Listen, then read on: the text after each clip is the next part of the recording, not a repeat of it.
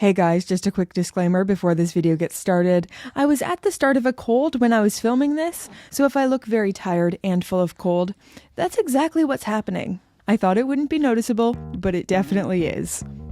On this channel, we talk a lot about why watches are awesome and why I think more people should collect them, but I don't really talk about the things you shouldn't do to your watch or the things you should be cautious about. So here's 5 things you should never do to your watch.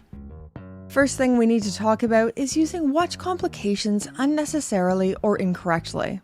Now, I don't want to sound really alarmist. If you use a complication incorrectly a couple of times, your watch isn't going to fall apart. But it is just highlighting the best way we can care for our watches as these quite expensive little machines. So watches have different complications and capabilities, and it is a part of the fun of owning them. But if you, say, continually let the chronograph run, it will run the oils dry and potentially cause damage to parts. Now, this is just if you're using it all day, every day because you like the way it looks. Generally, it's no problem letting the chronograph run for 6 hours. The most damage you're probably doing is depleting your power reserve, but taking care in how much you use your watch complications ensures you're taking the best possible care of your timepiece. So don't feel like you can't show off to your friends and clicking buttons because you totally can. Just if you regularly use the chronograph when you don't need to, I'd maybe give that a rest.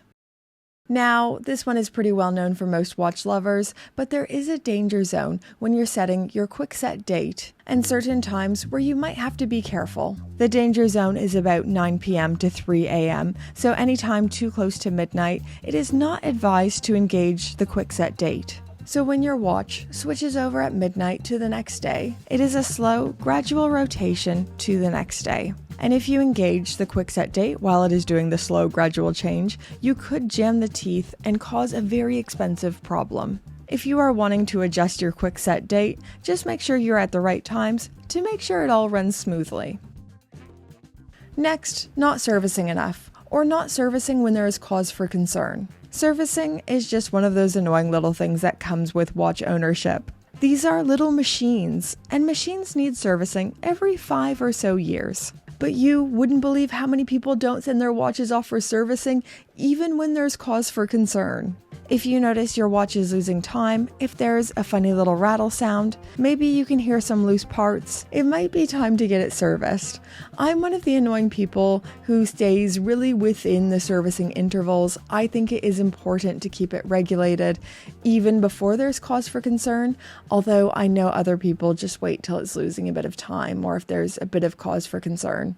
Now, let's take a break from talking about boring things like servicing intervals and talk about the newest IFL concept. They are also today's fabulous video sponsor.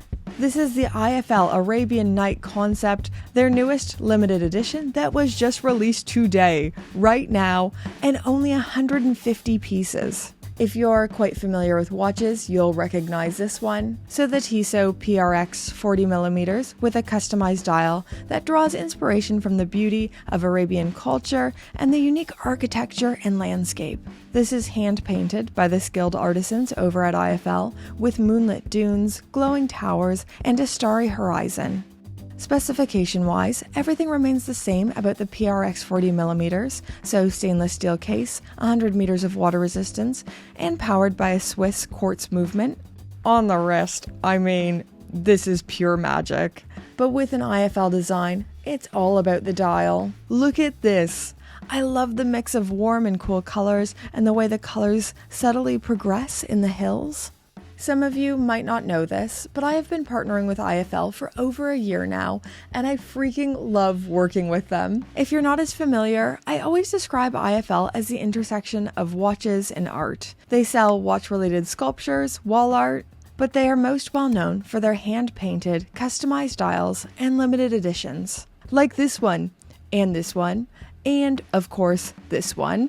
Now, these are super limited, only 150 made, and they always sell out quick. So if you want the PRX Arabian Nights or just want to check out IFL, check out that link in my description down below. Thank you once again to IFL for sponsoring this video. Go check them out. And now, let's forge on with horological faux pas. Next thing to talk about is the crown and how to use the crown. It seems really basic, but I've caught myself not being the kindest to my screw-down crowns. One of the big pluses with screw-down crowns is that they use a series of threads and gaskets to create a watertight seal, and you feel that extra bit of security when you're in the water knowing it's all tightly secured. But it's always good to remember to be careful with that threading. In the exact same way you can ruin the threading on a screw head, you can do the same thing to your watch screw-down crown if handled improperly. Okay, this is one of my pet peeves, when people wear their watch bracelets too loose. Oh, it gets me. Do you ever see it in a TV show where someone's watch is a bit loose? Or even recently I was out for lunch with one of my real life friends. But one of my girlfriends was wearing her watch bracelet so loose, and I was watching her watch hit the table and clang against itself in a way that was hurting my heart. Now, the bracelet shouldn't be so tight that it's cutting off circulation. Of course, there needs to be a little bit of breathing room. The general rule is you don't want your watch sliding around your wrist. If your watch could easily end up on the inside of your wrist, it's probably too loose. And it isn't just an aesthetic thing, although I do aesthetically hate it. Wearing the bracelet too loose causes premature bracelet wear. I know this list is meant to be 5, and I'll probably still title it as 5 because it's a much more tidy number, but I need to throw this one in: shock damage. I've been thinking a lot about shock, and I need to say this before we get into the meat and potatoes. A lot of different people have differing views and opinions and comfort levels with shock and their watches. I don't want to sound alarmist or evoke unnecessary worry, but after speaking to watchmakers and hearing watchmakers talk about this, I am cautious about shock damage and watches.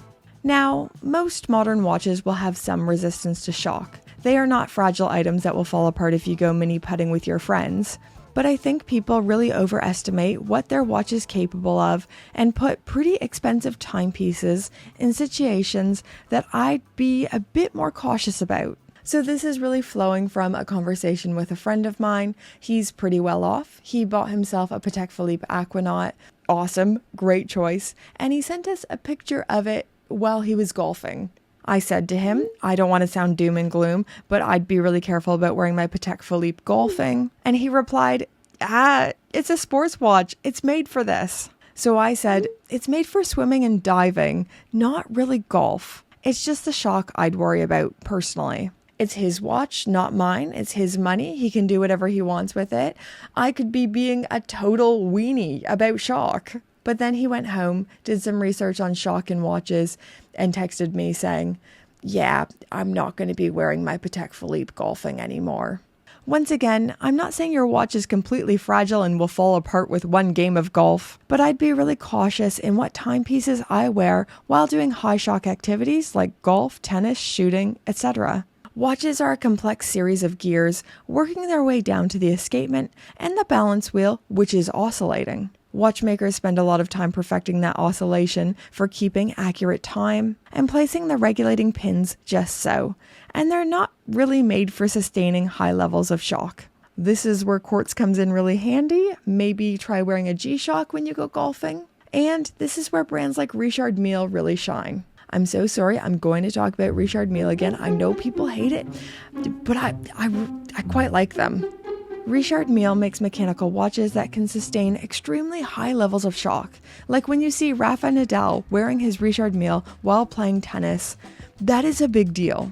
You will notice Roger Federer isn't wearing his Rolex during the game, but quickly puts it on afterwards for photo ops. But once again, if you play a round of golf, you're probably fine. I hope I don't sound like I'm being really alarmist, but I also just think it's so important that we take good care of these mechanical machines that are fantastic and very particularly constructed. I know I'm being overly cautious with some of these things, but it is one of my least favorite things when people make remarks like, if you can't wear a Patek Philippe golfing, then you can't actually afford a Patek Philippe.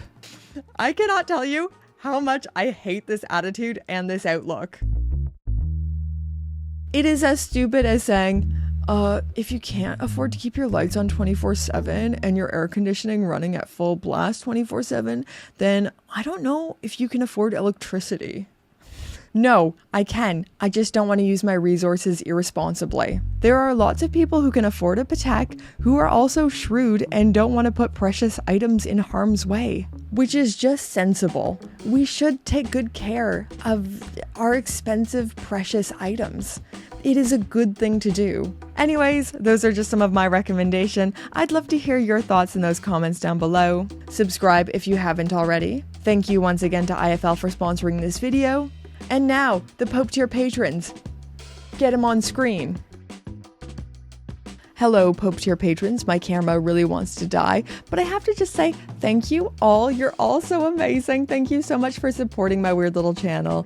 Thank you, Pope tier patrons, the name on the screen, and the two newest Pope tier patrons, Elliot and Britt. I hope I'm on the right side of the screen, but Elliot and Britt, welcome to Gringa Town, for which I'm the mayor. Thank you so much for supporting my weird little channel. I hope you guys keep enjoying it. Thank you all tier patrons. You're amazing. Okay, bye.